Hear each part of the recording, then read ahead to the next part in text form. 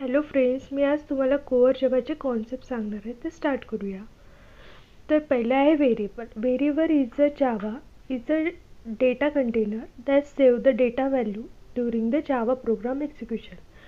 Variable असं आहे की ज्याच्यात आपण डेटा स्टोअर करतो. ओके, तर लिहायचा कसा? इंट एज इक्वल्स टू 20 जर असेल तर व्हेरिएबल नेम काय राहणार? एज, ज्याच्यात आपण डेटा स्टोअर करतो. एज इक्वल्स टू 20 आणि डेटा टाईप आपण इथे इंट घेतलेला आहे. ते मी तुम्हाला डेटा टाईप नंतरच्या पार्टमध्ये सांगणार. आणि व्हॅल्यू जे आपण इनिशियलाइज केली आहे ती 20. जी सेव्ह होते व्हॅल्यू ती reserve memory for a variable म्हणजे रॅममध्ये स्टोअर्ड होते. Types of variable in Java. There are 3 types of variable: local variable, instance variable आणि स्टॅटिक व्हेरिएबल. तर आपण व्हेरिएबलची टाईप बघू. इन्स्टन्स व्हेरिएबल म्हणजे काय होते? Declare inside class but outside the method. जी जावाची मेथड असते ना त्याच्या आधी आपण जे डिक्लेअर करतो त्याला इन्स्टन्स व्हेरिएबल म्हणतो. स्टॅटिक व्हेरिएबल, ज्या व्हेरिएबलच्या आधी आपण स्टॅटिक कीवर्ड यूज करतो त्याला स्टॅटिक व्हेरिएबल. आणि लोकल व्हेरिएबल म्हणजे आपण local variable inside the method आणि कन्स्ट्रक्टर करतो त्याला लोकल व्हेरिएबल म्हणतात. तर इन्स्टन्स व्हेरिएबल कसं कुठे लिहितो आपण? तर आता इथे क्लास मेंबर इन्स्टन्स मेथड लिहिलेला आहे. Public void set division string S division ही एक मेथड झाली. या मेथडच्या वर जे public string name, string division, private integer जे आपण डिक्लेअर केलेलं आहे त्यालाच आपण म्हणतो इन्स्टन्स व्हेरिएबल. आता हे पब्लिक इन्स्टन्स, डिफॉल्ट इन्स्टन्स आणि प्रायव्हेट इन्स्टन्स, पब्लिक इन्स्टन्स हे मी तुम्हाला सांगणार. हे ॲक्सेस मॉडिफायर आहे. ओके, तर मेथडच्या आधी जे लिहितो त्याला आपण काय म्हणतो? Instance variable. ते पब्लिक व्हॉइड सेट डिव्हिजन हे एक मेथड झाली. त्याच्या मेथडच्या वर लिहितो त्याला इन्स्टन्स व्हेरिएबल किंवा ग्लोबल व्हेरिएबल असे म्हणतात. लोकल व्हेरिएबल कशाला म्हणतात?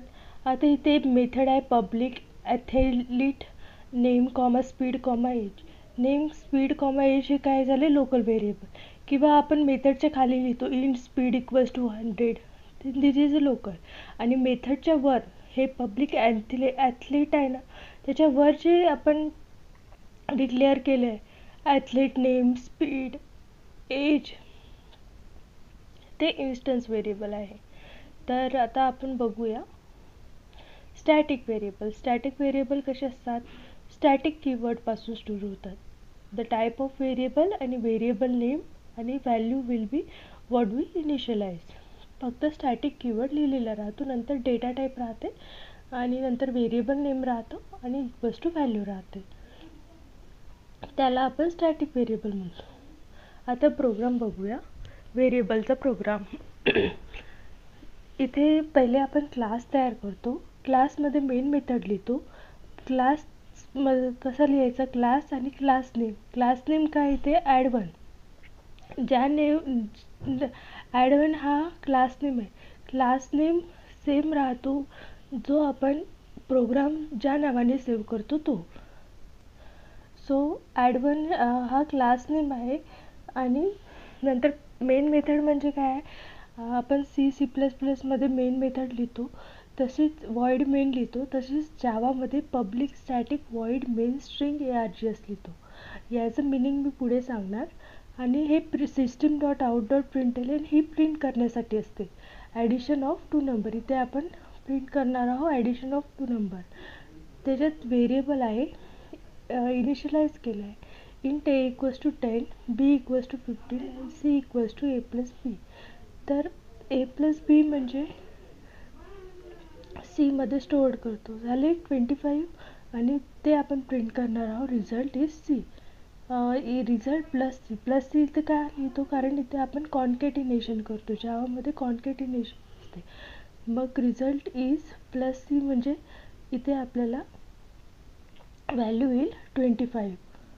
Okay, data types. आता नेक्स्ट टॉपिक आहे डेटा टाईप. डेटा टाईप्स म्हणजे आता इंट ए इक्वल्स टू 10 लिहिलं तर इंट जे आहे ते डेटा टाईप्स आहे. म्हणजे ते काय करते, specifies the size and type of value that can be stored in the identifier. ती स्पेसिफाईज करते साईज आणि टाईप ऑफ व्हॅल्यू जे स्टोअर्ड करणार आहोत आपण त्याला. डेटा टाईप्स दोन प्रकारचे असतात, primitive data type and non primitive data type. Primitive data टाईपमध्ये बुलियनमध्ये बुलियन असते, न्यूमरिकमध्ये कॅरेक्टर आणि इंटिग्रल असते, कॅरेक्टरमध्ये कॅर आणि इंटिग्रलमध्ये integer floating point, byte, short, int, long, float, double. आणि नॉन प्रिमिटिव्ह डेटा टाईपमध्ये स्ट्रिंग आणि ॲरे असतात. तर primitive data types are the keywords in Java. Memory size is fixed and keywords start with a lowercase. There are 8 primitive data type and 2 non-primitive data type. Non-primitive data type these are the identifiers start with the uppercase. Memory size is not fixed. This is a non-primitive data type. तर आता size of data types बघणार आहोत. बाईटची 8 bit म्हणजे 1 bite होते, 8 bit म्हणजे 1 bite. Care 16 bits, short 16 bit, int 32 bit, long 64 bit, float 32 bit, double 64 bit, boolean 1 bit. हे तुम्हाला लक्षात ठेवावं लागणार आहे आणि हे व्हेरी इम्पॉर्टंट आहे आणि हे इझी आहे. जर तुम्ही एकदा वाचलं तर तुम्हाला कळून जाईल. नेक्स्ट टॉपिक आहे आपला operator. Operator in Java is a symbol that is use to perform action. Operator काही परफॉर्म ॲक्शन करण्यासाठी आपण यूज करतो. जसे की जावाचे ऑपरेटर्स आहेत, 5 टाईपचे ऑपरेटर आहे, अरिथमॅटिक, असाइनमेंट, कंपॅरिझन, लॉजिकल आणि बिटवाईज. अरिथमॅटिक ऑपरेटरमध्ये आपण ॲडिशन, सबस्ट्रॅक्शन, मल्टिप्लिकेशन, डिव्हिजन आणि मॉड्युलस परफॉर्म करतो. असाइनमेंटमध्ये equal to, plus equal to, minus equal to, multiply equal to, divide equal to. कंपॅरिझनमध्ये equal to, not equal to, greater than, less than, greater than equal to. और लॉजिकलमध्ये double and, double or, dot, and, और XOR. तर आता आपण प्रत्येकाचं एका ऑपरेटरचं ऑपरेशन बघू. Arithmetic operator. This is a example of arithmetic operator. Arithmetic ऑपरेटरमध्ये पहिले आपण क्लास लिहिला एक्झाम्पल नावाचा, त्यात मेन मेथड लिहिली आणि 2 व्हेरिएबल इनिशियलाइज केले, ए इक्वल्स टू 5 आणि इंट बी इक्वल्स टू 10. तर हे इंटिजर टाईप आहे. तर आपण इथे पहिले ॲडिशन, अरिथमॅटिक ऑपरेटर कोणते आहे, प्लस, मायनस, मल्टिप्लिकेशन, डिव्हिजन आणि module. So we will perform plus, minus, multiplication, division and module. तर प्लस 10 प्लस 5 किती होते, 15. तसंच मायनस केलं तर 5, मल्टिप्लाय केलं तर 50, डिवाइड केलं तर 2 आणि रिमाइंडर किती राहतो, 0. डिवाइड केल्यानंतर रिमाइंडर किती राहतो, 0, म्हणजेच मॉड असतं. This is a arithmetic operator. Next आहे असाइनमेंट ऑपरेटर. असाइनमेंट ऑपरेटरमध्ये आपण शिकलो आहे की आपण असाइन करतो व्हॅल्यूला. जसे की आता इंट ए इक्वल्स टू 10 घेतलं आणि बी इक्वल्स टू 20 घेतलं. तर ए प्लस इक्वल्स टू 4 म्हणजे कसं त्याचा मिनिंग होतो, A equals to A plus 4, nothing but 10 plus 4. एची व्हॅल्यू काय आहे, 10 प्लस 4 म्हणजे 14. तसंच बी मायनस इक्वल्स 4 आहे, तर याचं मिनिंग काय येतो, बी इक्वल्स टू बी मायनस 4. तर बी इक्वल्स टू 20 मायनस 4 म्हणजे 16. आणि प्रिंट काय करणार आहोत आपण, A comma B. Okay, this is a assignment operator. म्हणजे इक्वल्स टूच्या आधी आपण जे पण ऑपरेटर लिहितो, असाइन करतो, त्यालाच असाइन ऑपरेटर म्हणजे इक्वल्स टू जे असाइन करतो त्याला असाइनमेंट ऑपरेटर म्हणतात. नंतर आहे लॉजिकल ऑपरेटर. आता लॉजिकलमध्ये बघितलं होतं अँड, ऑर, अँड, नॉट. तर इथे जे अँड, इंट, इथे एक्स इक्वल्स टू 10 घेतलं, वाय इक्वल्स टू 20 घेतलं आणि झेड इक्वल्स टू 0 घेतलं. Boolean A equals to true condition घेतली. म्हणजे A equals to x is greater than Y आहे का, 10 इज ग्रेटर दॅन वाय आहे का, तर नाही आहे. तर मग ही फॉल्स कंडिशन झाली. आणि हे आहे अँड ऑपरेटर. अँड ऑपरेटरमध्ये कसं असते, 0 मल्टिप्लाय बाय 1, 0 मल्टिप्लाय बाय 1 किती राहते 0, 1 मल्टिप्लाय बाय 1 किती राहते 1. तर 0 म्हणजे फॉल्स, 1 म्हणजे ट्रू, इक्वल्स टू 0 म्हणजे फॉल्स व्हॅल्यू. तर तसंच इकडे घ्यायचं, तसंच इथे पण कन्सिडर करायचं. 10 इज ग्रेटर दॅन वाय आहे का, नाही, मग ती 0. आणि मग x plus 30 is greater than Y आहे. एक कंडिशन ट्रू आहे, एक कंडिशन फॉल्स आहे, तर मग त्याचं आउटपुट यायला पाहिजे फॉल्स. सो जी 8ची व्हॅल्यू आहे ती फॉल्स येणार आणि झेड जो आहे ती 30 येणार. हे is nothing but logical operator. नंतर आपण रिलेशनल ऑपरेटर. रिलेशनल ऑपरेटर म्हणजे not equals to, greater than, less than, less than equals to, greater than equals to, हे आहे रिलेशनल ऑपरेटर. तर पहिली आहे condition boolean b equals to 100 equals to 100. 100 equals to 100 आहे का, येस. देन आपल्याला print होणार इथे ट्रू. आता B equals to 50 not equals to 50. 50 is not equals to 50 आहे का, नाही, 50 हे सारखंच आहे, 50 आणि 50, मग तिथे होणार फॉल्स. बुलियन म्हणजे ट्रू आणि फॉल्समध्ये कंडिशन व्हॅल्यूमध्ये उत्तर देते. आता B equals to 50 is greater than 50 आहे का, 15 ग्रेटर दॅन 50 आहे का, तर हो. तर मग ही कंडिशन ट्रू आहे, फॉल्स येते, कारण 15 इज लेस दॅन 50 आहे. तसेच 20 is less than 50, yes, then this is a true. Then B is 50 is greater than and equals to 30, greater than आहे ना, मग इथे ट्रू व्हॅल्यू ट्रू येणार, प्रिंट होणार. B is less than 40 is less than 30 आहे, तर इथे false होणार. म्हणजे अशी कंडिशन चेक करून ती ट्रू आहे की फॉल्स आहे ते प्रिंट करणार. यालाच म्हणतात रिलेशनल ऑपरेटर. आता आहे इन्क्रीमेंट डिक्रीमेंट ऑपरेटर. इन्क्रीमेंट आणि डिक्रीमेंट ऑपरेटरमध्ये कसं असते की आपण प्लस प्लस साईन असाइन करतो. सपोज आयच्या नंतर प्लस प्लस साईन और आयच्या आधी प्लस प्लस साईन लावलं तर त्याचा अर्थ काय होतो, i equals to i plus 1. Suppose आयची व्हॅल्यू 2 आहे, तर मग आयची व्हॅल्यू काय होणार, i equals to i plus 1 होणार, म्हणजे 3 होणार.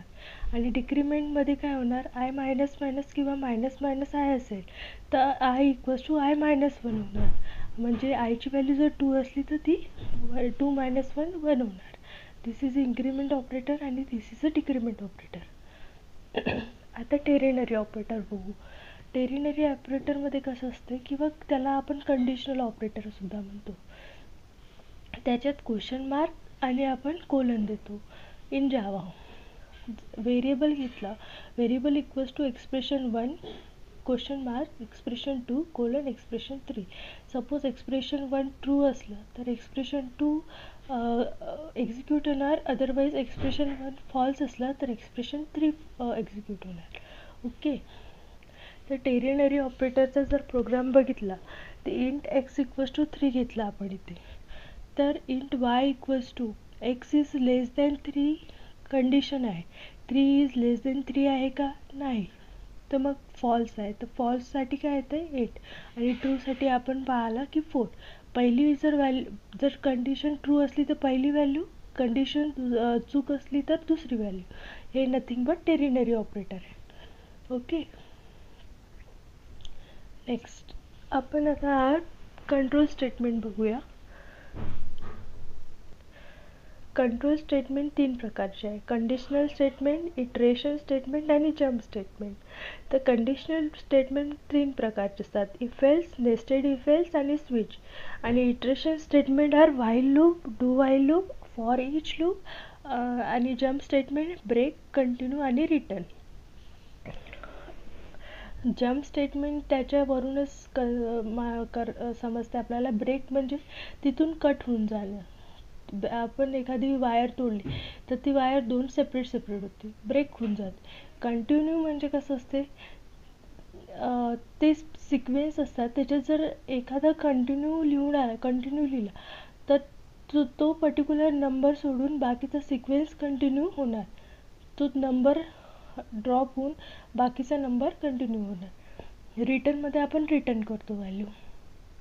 आता आपण कंडिशनल स्टेटमेंट बघणार आहोत. इफ एल्स कंडिशनमध्ये म्हणजे कंडिशन पहिले लिहितो आणि चेक करतो. कंडिशन जर इफमध्ये आपण पहिले कंडिशन लिहितो. एखादा व्हेरिएबल घेतला, त्याला इनिशियलाइज केलं आणि एक कंडिशन लिहिली इफमध्ये. सपोज इफची कंडिशन ट्रू असेल तर ती कंडिशन इफ स्टेटमेंट प्रिंट होणार, अदरवाईज एल्समध्ये जाणार आणि एल्स स्टेटमेंट प्रिंट होणार. जर कंडिशन फॉल्स असेल तर ती डायरेक्ट एल्सवर जम्प करणार आणि एल्स स्टेटमेंट प्रिंट करणार. यात एक लक्षात ठेवायचं आहे की इफ स्टेटमेंट आहे ती एकटी रन होऊ शकते, एकटी एक्झिक्यूट होऊ शकते, पण else statement without if statement execute होऊ शकत नाही. एल्स स्टेटमेंटला इफची गरज आहेच. ओके. इफ एल्स प्रोग्राम जर बघितला इवन ऑड नंबरचा, आपण नंबर घेतला 2, नम इक्वल्स टू 2 घेतला आणि 2 मॉड ऑफ 2 इक्वल्स टू 0 घेतलं. जर 2ला डिवाइड केलं 2ने तर माहीतच आहे आपल्याला 0 मिळणार. तर हे कंडिशन ट्रू आहे, तर मग हा नंबर आहे इवन. अदरवाईज जर नसेल तर तो आहे ऑड. तर आता इथे एक्झाम्पलमध्ये आपण पुन्हा नम इक्वल्स टू 3 घेतलं, 3 मॉड ऑफ 2 घेतलं, तो इक्वल्स टू 0 आहे का? नाही. रिमाइंडर आपल्याला 1 येतो म्हणून तो ऑड होतो. तसंच इथे कंडिशन चेक करणार आणि आउटपुट करणार. इफमध्ये कंडिशन लिहायची, जर ट्रू असेल बाय इफ स्टेटमेंट प्रिंट करणार, अदरवाईज फॉल्स असेल तर एल्स स्टेटमेंट प्रिंट करणार. ओके. नेक्स्ट आहे स्विच प्रोग्राम. स्विच प्रोग्राममध्ये पहिले एक्सप्रेशन राहते. एक्सप्रेशन जर असेल, एक्सप्रेशन आता केस 2 असेल तर केस 2 पर्यंत जाणार. केस 1 सोबत मॅच करताय का बघणार एक्सप्रेशन. जर मॅच करत असेल तर स्टेटमेंट प्रिंट करणार आणि ब्रेक करणार. जर अनमॅच करत असेल तर केस 2 वर जम्प करणार. जर तिथेही अनमॅच करत असेल तर केस 3 वर जम्प करणार. आणि तिथेही ते तिन्ही कंडिशन नसेल आणि काही नसेल तर मग ते डिफॉल्टवर जम्प होणार आणि मग स्टेटमेंट प्रिंट होऊन ते ब्रेक होईल. तर याला स्विच केस म्हणतात. इथे आपण मेन मेथड लिहिली आणि युजर इक्वल्स टू 18 घेतलं. आता इंट युजर इक्वल्स टू 18. तर आपल्याला केसेस घेतला 18, 19, 20 आणि डिफॉल्ट. डिफॉल्टमध्ये जर तिन्ही केसेस नसेल तर डिफॉल्ट प्रिंट होतो. तर स्विच युजर म्हणजे एक्सप्रेशन लिहिलं आपण आणि मग कंडिशन लिहिली केस 18. इफ कंडिशन देन स्टेटमेंट आणि ब्रेक. सो आता जर 18 इथे लिहिलेलं युजर इक्वल्स टू 18, मग केस 18 आहे इथे, 18 अवेलेबल आहे, तर मग ते प्रिंट होणार यू आर 18 आणि मग प्रिंट होणार यू आर 18 आणि तिथून ब्रेक होणार स्टेटमेंट. लाईक दॅट सपोज 19 असेल तर यू आर 19 प्रिंट होणार आणि काहीच नसेल तर यू आर नॉट 19, 18 अँड 20. म्हणजे this type of statement is called switch statement. नंतर nested if else. Nested if else म्हणजे त्या नावातच सगळा अर्थ दडलेला आहे. नेस्टेड म्हणजे एकात एक. तर जसे की इंट एज इक्वल्स टू 20 घेतलं आणि पहिली कंडिशन चेक केली 20 is less than equals to 40 असेल तर पुन्हा इफ स्टेटमध्ये जाईल, पुन्हा तिथे चेक करेल. 20 age is less than equals to 15 म्हणजे 20 is less than equals to 15 नाही, फॉल्स आहे. तर मग काय प्रिंट करणार? Young. System out println. False असेल तर आपण एल्स स्टेटमेंट प्रिंट, म्हणजे तो त्याचा व्हॅल्यू आन्सर येईल यंग. एज 20 यंगमध्ये मोडतो. जर हेच 40 असेल, एज 40 असेल तर तो ओल्ड झाला असता आणि 15च्या खाली असेल तर तो चाइल्ड झाला असता. This is a nested if else. Iteration statement and loop statement. Iteration statement आणि लूप स्टेटमेंट नथिंग बट एकच गोष्ट वारंवार करणे म्हणजे लूपिंग. एकच गोष्ट आपण रिपीटेड करतो त्याला लूप म्हणते.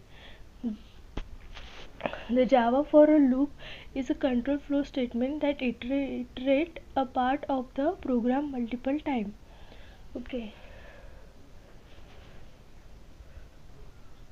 तर व्हाईल लूप आणि do while loop, there are 3 types of loop, while loop, do while loop and for loop. While लूपमध्ये suppose int I equals to 0 घेतलं आणि आपण व्हाईल लूप ट्राय करत असेल, while condition I is less than 5 घेतलं. आता 0 is less than 5 आहे का? हो आहे. तर मग प्रिंट करणार की मग आय प्लस प्लस होणार, मग 1 होणार. मग पुन्हा 1 चेक करणार, 1 इज लेस दॅन 5 आहे का? आहे. तर मग पुन्हा इन्क्रीमेंट होणार. असं कितीपर्यंत? जोपर्यंत व्हॅल्यू लेस दॅन राहील. मग 5ला ते व्हॅल्यू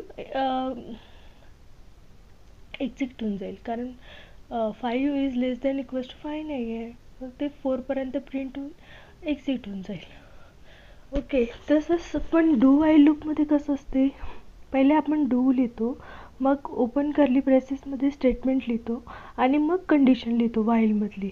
इथे उलटं राहते, पहिले आपण कंडिशन लिहितो आणि मग एक्झिक्यूट करतो, पण इथे पहिले एक्झिक्यूट करतो मग कंडिशन लिहितो. तर यामध्ये पण तसंच होईल. आयची व्हॅल्यू 0 to 5पर्यंत चेक करणार आणि जोपर्यंत कंडिशन फॉलो होत नाही तोपर्यंत ही स्टेटमेंट प्रिंट होत राहणार. I think you got it. पण याच्यात डिफरन्स एक आहे की डू व्हाईल लूपमध्ये पहिले स्टेटमेंट प्रिंट होऊन जाते. चुकीची जरी व्हॅल्यू 20 इज लेस दॅन 5 जरी नसलं तरी पहिली value I plus plus 20 he print होते. म्हणून most of while loop use करतात. फॉर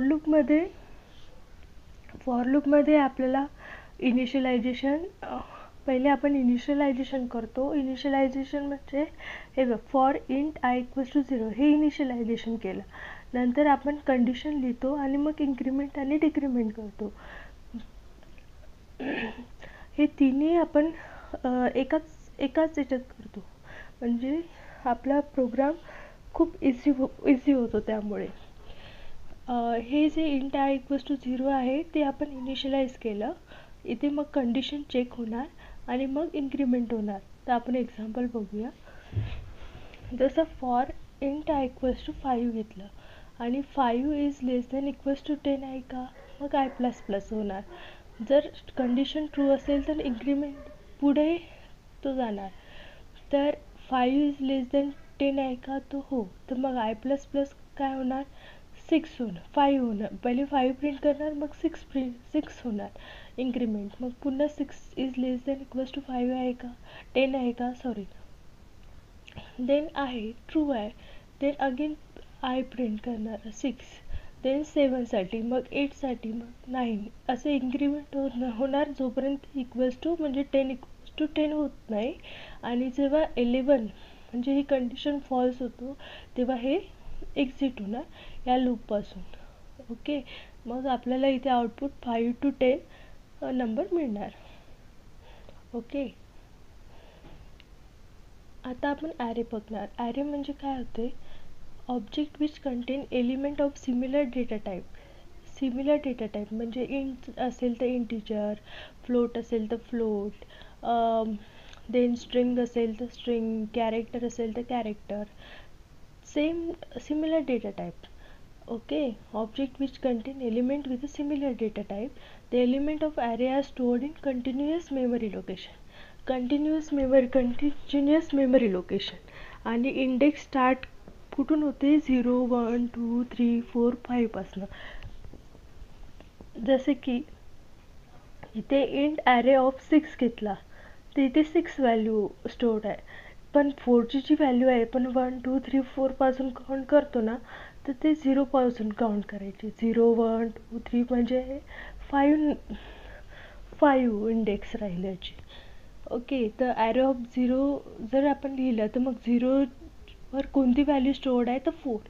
ॲरे ऑफ 1वर 8. तसं ॲरे ऑफ 5वर स्टोर्ड आहे 0 value. This is a array.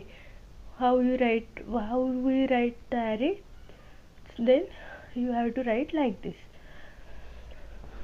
आता create a array with a random value. Random value, print the array value 1 per line, find the maximum of array value, compute the average array value, reverse the value within an array, copy sequence of value or to another array. There are some conditions you can write like this. The types of array in Java किती आहे? Single dimensional array and multi dimensional array. Single dimensional array will be written like this: 10, 20, 13, 14 in single memory, single dimensional. Multi-dimensional array, there are divided in different parts. This is a multi-dimensional array. आता single dimensional array चा program. Array declaration कसं करतात? Int array then a equals to new int array of 3 असं declaration करतात ॲरेचं. कसं करतात? Int array A equals to new int array of 3 म्हणजे 3 ॲरे कितीचा आहे? 3चा आहे.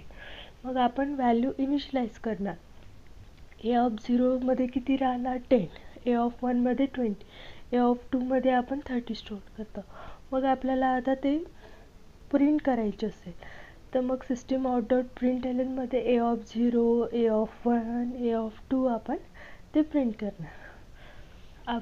हे लक्षात ठेवायचं. इनिशियलाइज ऑफ ॲरे आपण int of A of array int array A equals to new int of array of 3 इथे आपण 6, 4, 5 असं कितीही टाकू शकतो. आणि ए ऑफ 0 पासून स्टार्ट करणार. इंडेक्स 0 पासून स्टार्ट करणार पहिला जो असेल तो. मल्टी डायमेन्शनल ॲरे म्हणजे आता 2 डायमेन्शनल ॲरे घेतला आपण. जसे की आता इथे सिंगल डायमेन्शनल आहे तर सिंगल ॲरे लिहिला आपण. मल्टी डायमेन्शनल असेल तर इन डबल ॲरे ए आणि डबल करली ओपन करली ब्रेसेसमध्ये 2 ॲरे डिक्लेअर करणार. 10 आणि 20, 30 आणि 14. दिस इज अ 2 डायमेन्शनल ॲरे. आणि स्टार्ट कसं करणार? ए ऑफ 0 आहे आणि ए ऑफ 1 आहे. 10 आणि 20 ए ऑफ 0 आहे आणि ए ऑफ 1 आहे. तो ते ए ऑफ 0 मधला 0 आणि ए ऑफ 0 मधला 1. ए ऑफ 0 मधला 10 आणि ए ऑफ 0 मधला 1 म्हणजे 20. ए ऑफ 1 मधला 0 म्हणजे 30. ए ऑफ 1 मधला 1 म्हणजे 40. ते हे आपल्याला आता असं प्रिंट होऊन मिळेल. हे असं आपल्याला इनिशियलाइज करावं लागेल. ओके. आता आहे नेक्स्ट टॉपिक आहे string. String is nothing but sequence of characters that exist an object of a class a Java. म्हणजे आता एखादं एक्झाम्पल घेतलं, समीक्षा, नम्रता, पंकज. तर हे काय आहे? नेम आहे. त्यालाच आपण सिक्वेन्स ऑफ कॅरेक्टर म्हणतो, त्याला स्ट्रिंग असं म्हणतात. तर स्ट्रिंग मेथड इन जावा काय येते? Length, character at. म्हणजे आपण लेंथ जर आपल्याला फाइंड आउट करायची असेल तर लेंथ आपण फाइंड आउट करतो. कॅरेक्टर स्ट्रिंगची लेंथ किती आहे त्यासाठी आपण लेंथ मेथड यूज करतो. कॅरी ॲट सबस्ट्रिंग इंट आहे. Substring int I J. Concatenation, index of, equal, compare to lower case, to upper case, stream आणि replace. Okay, these are the method in string, or there are so many methods. आता एक example बघू. आता string S1 equals to hello लिहिलं. कधी पण स्ट्रिंगचं जे name राहते डबल इन्व्हर्टेड कॉमामध्ये लिहावं लागते. Hello double inverted comma. आणि त्याची जी लेंथ राहते S1 डॉट, जर लेंथ फाइंड आउट करायची असेल स्ट्रिंगची तर S1 डॉट लेंथ आपण लिहिणार आहोत. तर आपल्याला त्याची लेंथ फाइंड आउट करून. आता इथे आपण एक एक्झाम्पल बघू.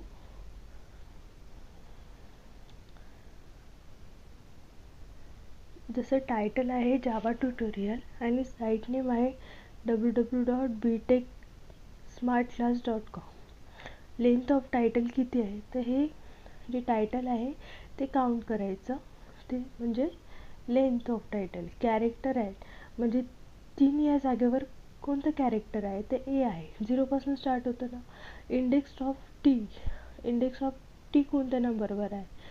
तर ते इथे सांगायचं. लास्ट इंडेक्स ऑफ ए म्हणजे टायटलच्या ह्याच्यात मागून कोणतं पहिले आहे, पहिले आहे नंबरवर आहे तो last index of title empty. Title empty आहे की नाही ते चेक कर. एंड विथ .com, जर एंड विथ .com असेल तर करेक्ट असेल. Site name, site name equals .title, site name आणि टायटल नेम इक्वल आहे का असेल तर चेक करणार, नसेल तर ट्रू किंवा फॉल्समध्ये करणार.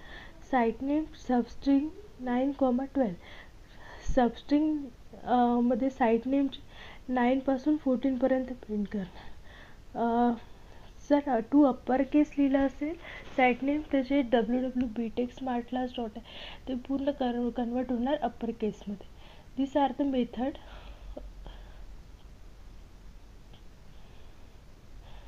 we are using string. What is the difference between JDK, JRE, JVM and GI? तर JVM म्हणजे जावा व्हर्च्युअल मशीन, JRE म्हणजे जावा रनटाइम एन्व्हायरमेंट आणि JDK म्हणजे जावा डेव्हलपमेंट किट. JVM म्हणजे is an abstract computing machine Java program written against the JVM specification. JVM is a specific for OS platform and they translate the Java instruction to underlying platform specific instruction and execute them. JVM enable the Java program to platform independent. JRE is a Java runtime environment. It is the implementation of JVM and Java API. Java Development Kit contains JRE along with various development tools like Java Library, Java Source Compile, Java Debugger, Bundling and Deployment Tool. Main method मध्ये public static void main string लेतो. तर public काय आहे, access modifier आहे. To call by JVM from anywhere. आपल्या throughout the project आपण call करू शकतो. Static असा कीवर्ड आहे की आपल्याला ऑब्जेक्ट क्रिएट करायची गरज नाही राहत. Make it call method to that it can be called using class name without creating object of a class. आणि void main method does not return value to the JVM. Then main string args म्हणजे main म्हणजे name of method which is called JVM, and string args main method accept one argument of type string of array. This is all about main method. This is all about the core Java. If you like it, please subscribe my channel. Thank you.